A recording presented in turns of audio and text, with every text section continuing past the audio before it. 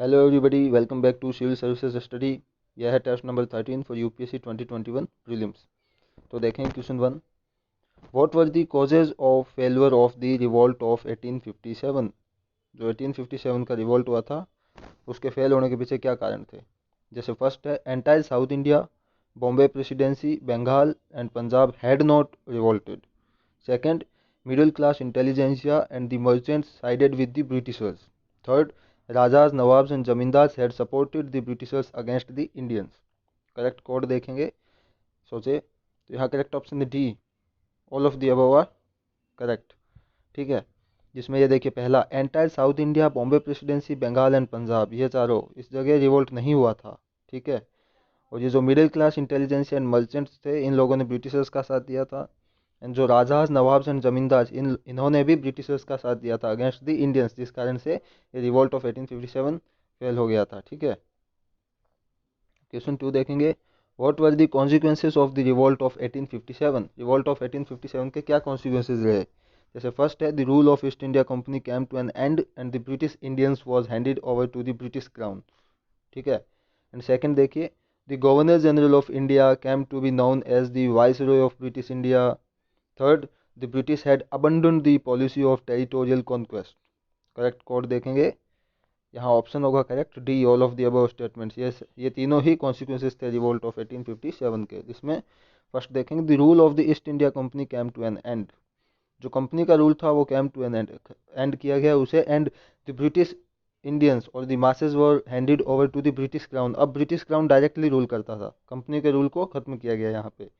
और the governor general of India, अब से क्या जाना जाएगा उसका office, the viceroy of British India, ये नया ऑफिस किया गया। ठीक है, सेटअप किया गया वाइसरॉय ऑफ ब्रिटिश इंडिया। और जो ये था third, the British had abandoned the policy of territorial conquest. पहले जैसे सब्सिडरी अलायंस से या डॉक्ट्रिन ऑफ लेब से जो भी टेरिटोरियल कॉन्क्वेस्ट करते थे ब्रिटिशर्स, उन्हें यह लगा दैट रिवोल्ट ऑफ 1857 में जो लोकल राजाज थे, नवाब्स थे, उन्होंने ब्रिटिशर्स की काफ़ी हेल्प की। तो इन्हें राजी रखना या खुश रखना, अपने सपोर्ट में रखना बहुत ज़रूरी हो गया है अगर यहाँ रूल करना है तो इन्होंने अबंडन की ये पॉलिसीज़। ठीक है, तो ये याद रखिए। अब क्वेश्चन 3 देखेंगे। Consider the statements with regard to permanent settlement. Permanent settlement के रिगार्ड में देखेंगे। It was introduced by Lord Cornwallis in 1793 in Bengal, Bihar and Odisha. Under this zamindars were made the owner of the land and were responsible to collect land revenue. सोचेंगे permanent settlement के संदर्भ में, यहाँ correct option है C, both of the statements are correct. First देखिए, it was introduced by Lord Cornwallis, याद रखिए, और वो कहाँ कहाँ, बंगाल में, बिहार में और उड़ीसा में, तीन जगह। और under this zamindars were made the owner of the land, zamindars को अब ओनर ऑफ द लैंड किया गया। ठीक है, परमानेंट सेटलमेंट से पहले जमींदार जो थे वो ओनर ऑफ द लैंड नहीं थे। ठीक है, तो जमींदार्स को ओनर ऑफ द लैंड घोषित किया गया, and they were responsible to collect land revenue and taxes. ठीक है, ये देखेंगे। And later on it was also introduced in Banaras, Ghazipur and some part of Carnatic India. पहले कहाँ किया गया था, बंगाल, बिहार एंड ओडिशा में। बाद में बनारस, गाजीपुर एंड कार्नेटिक के सम पार्ट्स में भी इसको इंट्रोड्यूस किया गया। And this is also known as zamindari, biswadari and istemarari settlement. ठीक है, out of the total revenue collected by zamindars, 10/11 part went to the estate and 1/11 part was kept by the zamindars as a commission. ठीक है, तो ये परमानेंट सेटलमेंट था। अब आता है, consider the correct statements about temporary settlement. Temporary settlement के संदर्भ में देखेंगे। फर्स्ट है, it was introduced by Holt Mackenzie. Second, it covered 30% of the British India and applied to United Province, Central Provinces and Punjab. इसमें देखेंगे correct, सोचिए, तो इसका करेक्ट ऑप्शन है C, both of the statements are correct. यह Holt Mackenzie ने किया था temporary settlement introduce, and it cover 30% of British India. British India का 30% कवर किया गया इसमें। ठीक है, यूनाइटेड प्रोविंस में, सेंट्रल प्रोविंस में एंड पंजाब में इसको अप्लाई किया गया। और it is also known as mahalwari settlement. Temporary settlement को महलवारी सेटलमेंट कहा जाता है। ये टेम्पोररी इसलिए था क्योंकि under this the rate of revenue could be revised periodically. जैसे परमानेंट सेटलमेंट में ऐसा, ये जो रेट ऑफ रेवेन्यू फिक्स्ड थी, उसे रिवाइज नहीं किया जा सकता था। परंतु इसे इंट्रोड्यूस किया गया टेम्पररी सेटलमेंट को, जिसमें rate of revenue could be revised periodically, जितना भी आप 20 साल से या 30 साल से उसे रिवाइज कर सकते हैं, चेंज कर सकते हैं। तो याद रखिएगा, इसे महलवारी सेटलमेंट भी कहते हैं। अब क्वेश्चन 5 देखेंगे, who among following were the orientalists. Orientalist कौन थे?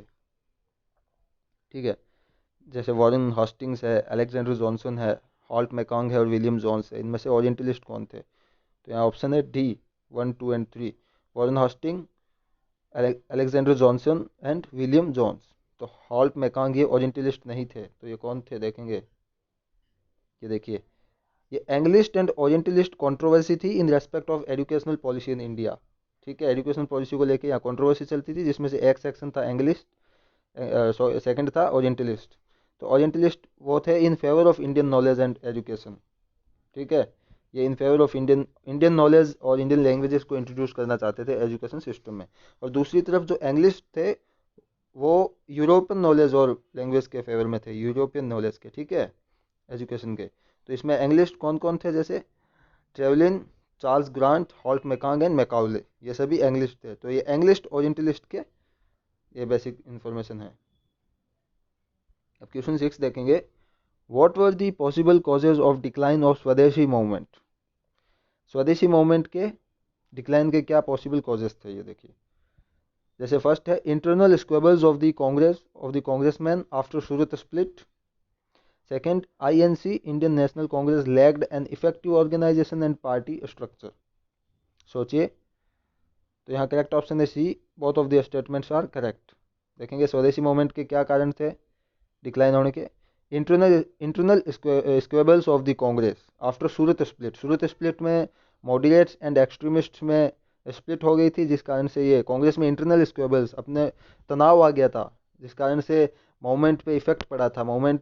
ठीक है, और ये सेकंड जो था, ये INC lacked an effective organisation and party structure. उस समय इंडियन नेशनल कांग्रेस इतना इफेक्टिव पार्टी नहीं थी, अंदरूनी इसमें स्क्वेबल्स चलते थे, ठीक है, टसल चलती थी जैसे मॉडरेट्स एक्सट्रीमिस्ट की वजह से, जिस कारण से ओवरऑल ये स्वदेशी मूवमेंट क्या हुआ, ये डिक्लाइन हो गया।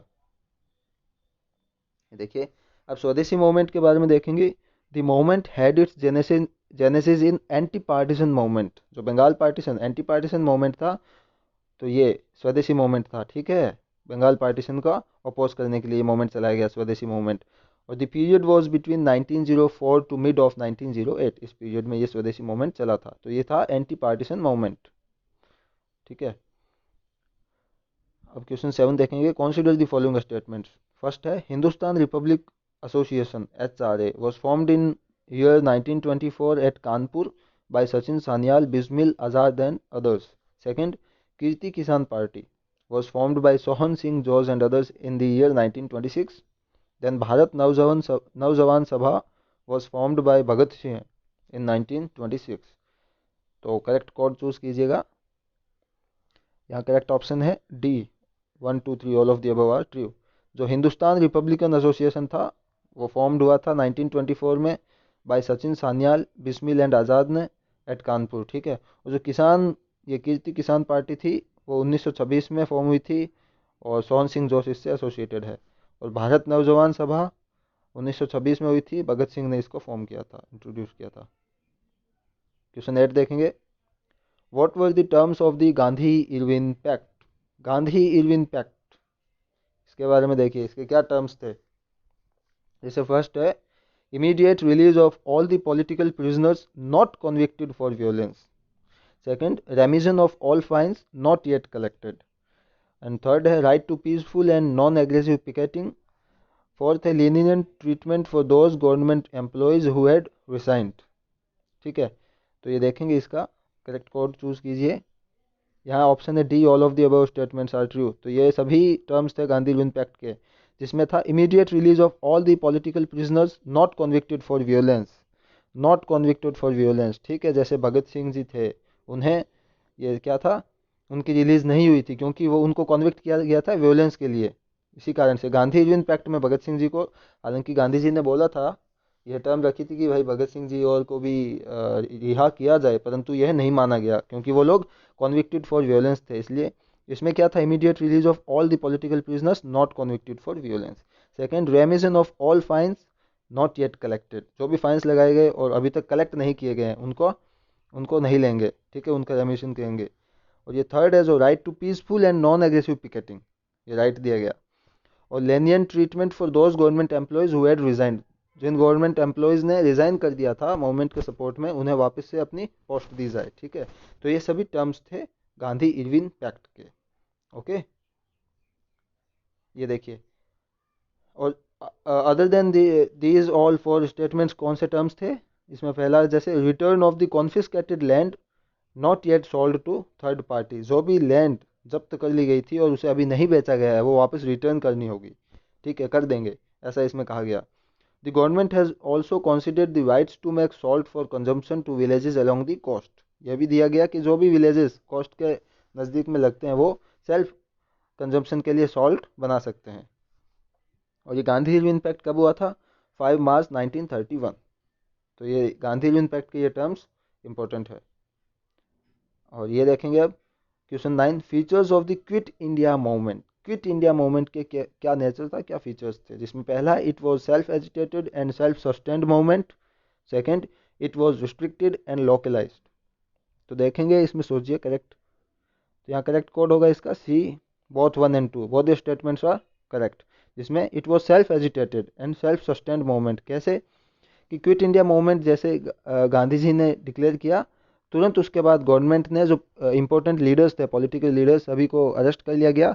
तो मासेस ने, जो भी पीपल थे, उन्होंने ये एक सेल्फ एजिटेटेड मूवमेंट, ठीक है, विदाउट लीडरलेस ये मूवमेंट सस्टेन किया गया, ठीक है। और it was restricted and localised, कुछ एक पॉकेट्स ऑफ कंट्री में ही ये मूवमेंट हुआ था। तो ये दोनों ही स्टेटमेंट सही है। ये देखिए, it was a blend of active and passive resistance, ये भी उसका नेचर था, एक्टिव एंड पैसिव रेजिस्टेंस, ठीक है, वायलेंस भी किया गया, नॉन वायलेंटली भी ये मूवमेंट किया गया। और क्विट इंडिया मूवमेंट, इसको ऑगस्ट रेवोल्यूशन भी कहते हैं। It was launched on 8 August 1942, quit India movement, August revolution, ठीक है। तो लास्ट क्वेश्चन है अब, which among following were the committees related to civil services. Civil services के रिलेटेड कौन सी कमिटीज थी? जैसे Macaulay, Islington, Muddiman and Aitchison committee. तो इसमें से कौन सी थी, सोचेंगे? तो करेक्ट ऑप्शन है सी, 1, 2, 3, जिसमें मैकाउले, इस्लिंगटन एंड एचिसन कमिटी। ये मुडीमैन कमिटी ये कॉन्स्टिट्यूशनल रिफॉर्म कमिटी थी, ठीक है, ये कॉन्स्टिट्यूशनल रिफॉर्म कमिटी थी, ठीक है। तो ये नहीं है। सिविल सर्विसेज से रिलेटेड ये 3 कमिटी है, मैकाउले, इस्लिंगटन एंड एचिसन। तो याद रखिएगा। That's all, thank you.